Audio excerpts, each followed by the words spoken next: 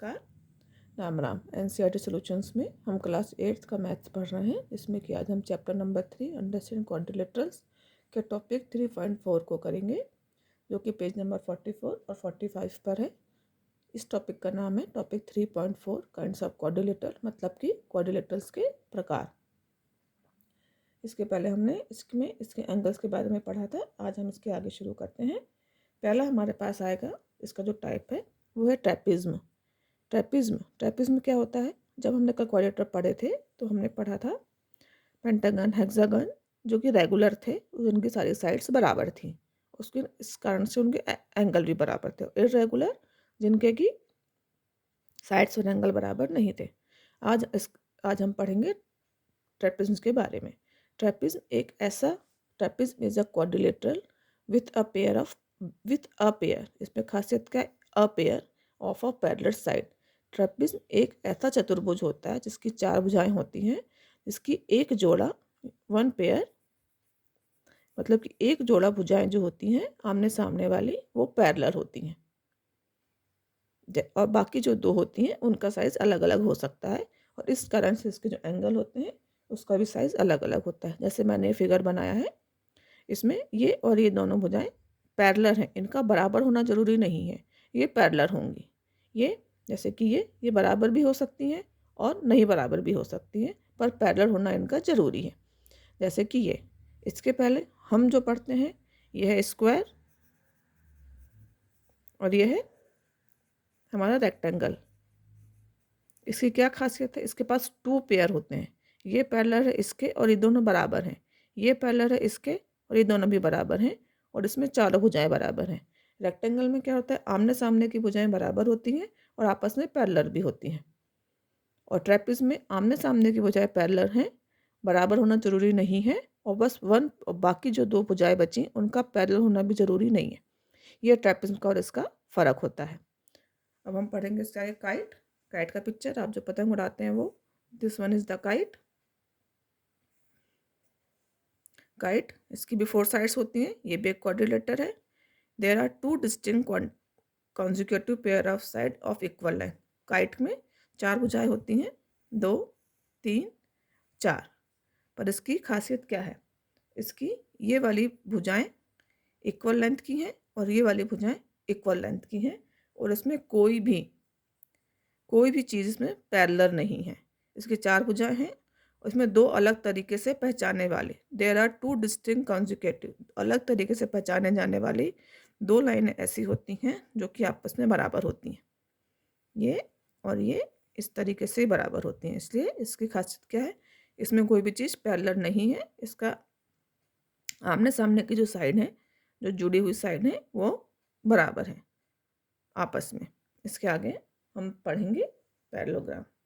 Parallelogram 3.4.3 topic है, जो कि पेज नंबर 46 पे शुरू होता है। पैरेललोग्राम क्या होता है? पैरेललोग्राम ऐसी फिगर या क्वाड्रिलेटरल जिसके की लाइंस पैरेलल हों। A parallelogram is a quadrilateral whose opposite sides are parallel. एक ऐसा चतुर्भुज है जिसकी आमने सामने की अपोजिट साइड्स क्या हैं? आपस में पैरेलल हैं। जैसे कि ये हमने बनाया, ये हमारा रोम्बस है, ये हमारा स्क्वायर है,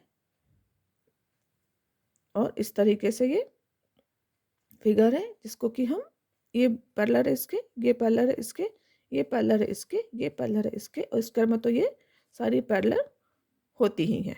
अब हम इसके साथ पढ़ेंगे एलिमेंट्स ऑफ पैरेललोग्राम। ये मैंने एक पैरेललोग्राम बना के रखा हुआ है। इसकी खासियत क्या है? इसके हम नाम दे देंगे ABCD। आपको जब भी एग्जाम में लिखने के लिए आए तब भी आप डायग्राम जरूर बनाएं, चाहे रफ छोटा सा, अगर टाइम नहीं है, हो सके तो स्केल की सहायता से प्रॉपर तरीके से। और ये जो छोटे छोटे क्वेश्चन हैं, छोटे छोटे ये जो सेंटेंस बन रहे हैं, whose opposite sides are parallel, अंदर मैंने आपको बताया कि काइट की 2 साइड्स बराबर होती हैं, ये सब आपको 1 नंबर या 2 नंबर में आ सकते हैं, ऑप्शन में या MCQ में, इसलिए, या फिल इन द ब्लैंक में भी आ सकते हैं, इसलिए इसकी एक एक लाइन ध्यान से आप पढ़ लें। अब इसमें मैंने पैरेललोग्राम बनाया ABCD। इसमें ये लाइन बराबर है इसके, ये निशान जो होते हैं बराबर के होते हैं, मतलब अगर एक लाइन है तो ये आपस में बराबर है, 2 लाइन है मतलब कि आपस में बराबर है। ये पैरेलल है AB, पैरेलल है AB, पैरेलल है DC के, और डी ए पैरेलल है सी बी के साथ में। ये तो पैरेलल लाइंस हो गई। अब ए बी और बी सी क्या हैं? ये एडजेसेंट साइड होती हैं, मतलब आपस में जुड़ी हुई हैं। जब एक ख़त्म होगी तो दूसरी शुरू हो जाएगी, जब एक ख़त्म होगी तो दूसरी शुरू हो जाएगी, जब एक ख़त्म होगी तो दूसरी शुरू हो जाएगी। इसलिए ए बी एडजेसेंट है बी सी के, बी सी एडजेसेंट है सी डी के, और सी डी एडजेसेंट है डी ए के। और इसीलिए इनके जो एंगल हैं वो भी एडजेसेंट हुए। एंगल ए हुआ एंगल बी के एडजेसेंट, एंगल बी हुआ एंगल सी के एडजेसेंट, एंगल सी हुआ एंगल डी के एडजेसेंट, और एंगल डी हुआ एंगल ए के एडजेसेंट। अब इसके बाद मैंने क्या किया इसमें, इन्हें हम कहते हैं जुड़े हुए एंगल। अब इसमें एक प्रॉपर्टी और लगती है, जो कि क्वाड्रिलेटरल है, इसलिए जो इसका अंदर है इसका सम क्या होगा 360, पर जो कि इसकी आमने सामने की साइड्स बराबर हैं, पैरेलल हैं, पर फिर मैंने आपको कल बताया जब साइड्स बराबर होती हैं तो इसके एंगल भी बराबर होते हैं। इसीलिए इसके जो अपोजिट साइड्स के जो एंगल होते हैं, मतलब कि एंगल ए बराबर है एंगल सी के, एंगल बी बराबर है एंगल डी के, ये एंगल बराबर है। साथ में अगर फिर इसके साथ क्या होगा, ये एंगल सी और एंगल बी इनका सम क्या होगा, आप आमने सामने के जो एंगल होते हैं इनको अगर हम प्लस करें, इनका सम होता है 180। इसका सम होगा 180 इन दोनों का। ए और बी का एंगल का सम होगा 180, और डी और सी का एंगल का सम होगा 180 डिग्री।